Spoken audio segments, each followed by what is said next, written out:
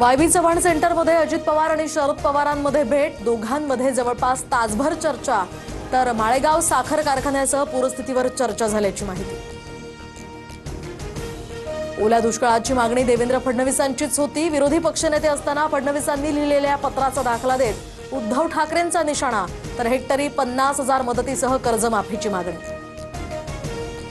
उद्धवजी, तुम्ही मुख्यमंत्री असताना ओला दुष्काळ जाहीर का केला नाही? ठाकरेंनी टीजरवर पैसे घालवण्यापेक्षा शेतकऱ्यांच्या तिजोरीत जे आहे ते पैसे जमा करावेत, आशिष शेलार यांचा सल्ला।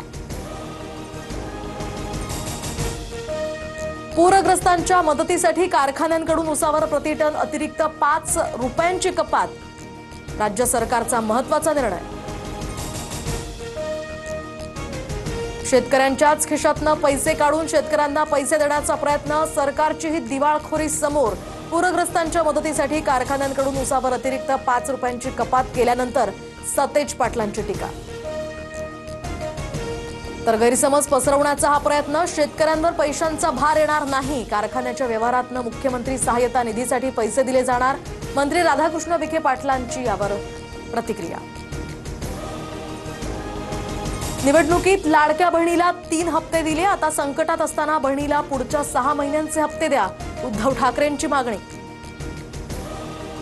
लाडक्या बहिणींविरोधात हेच लोक कोर्टात गेले, मात्र योजना बंद पडली नाही आणि पुढेही सुरूच राहणार, एकनाथ शिंदेंचं ठाकरेंना प्रत्युत्तर।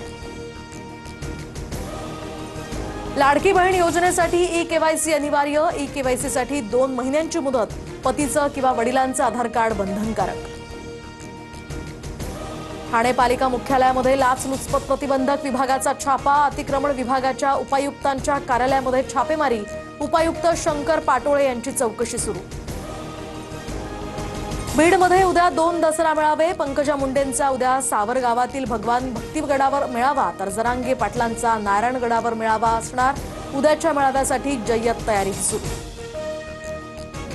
भिवंडीत महाराष्ट्रात अबू आझमी यांना भिवंडी महाराष्ट्रामध्ये असल्याचा विसर, तर हे भिवंडी आहे, इथे मराठीची काय गरज?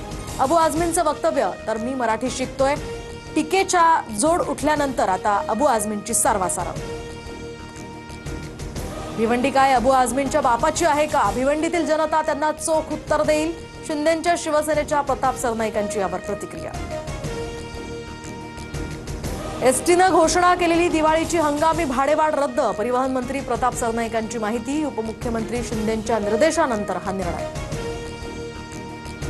खराडी ड्रग्ज पार्टी प्रकरणामध्ये एकनाथ खडसेंचे जावई प्रांजल खेवलकर आणि इतर आरोपींनी ड्रग्जचं सेवन केलं नाही, फॉरेन्सिकचा अहवाल पोलिसांना प्राप्त, खेवलकरांची जामिनावर सुटका।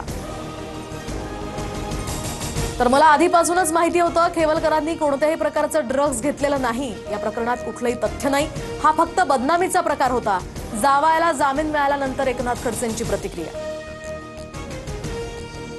हुरून इंडिया रिच लिस्टमध्ये आता किंग खानची भव्य एंट्री, बॉलिवूड सुपरस्टार शाहरुख खान बनला जगातील सर्वात श्रीमंत अभिनेता, एकूण संपत्ती 12,490 कोटींवर।